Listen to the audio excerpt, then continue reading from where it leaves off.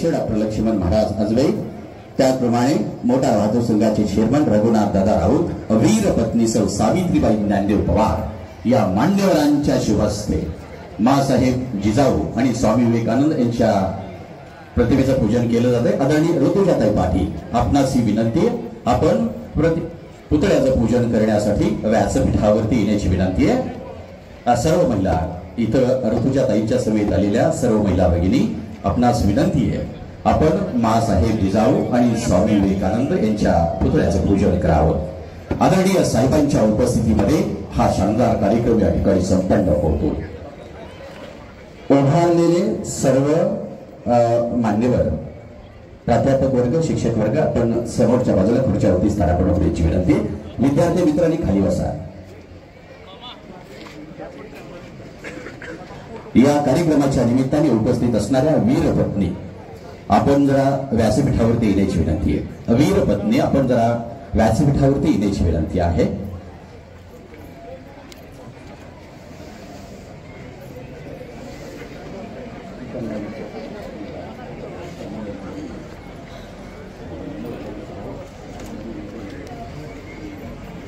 राजमाता, स्वराज्य प्रेरिका, राष्ट्रमाता, आदर्श माता, राजमाता मासाहेब जिजाऊ जन्मोत्सव आणि स्वामी विवेकानंद यांची जयंती, या जयंतीच्या निमित्ताने पुतळ्याचं पूजन केलं जाते।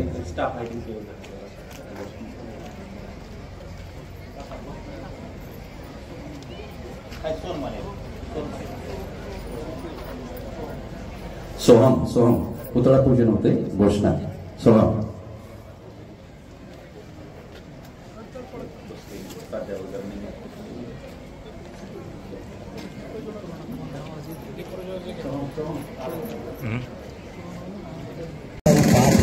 आणि इतर मान्यवरांच्या शुभ हस्ते एका वीर पत्नीला सन्मानित केलं जात आहे। सौ सावित्रीबाई ज्ञानदेव पवार यांच्या पतीने भारत काप युद्धामध्ये 9 वर्ष सेवा केली।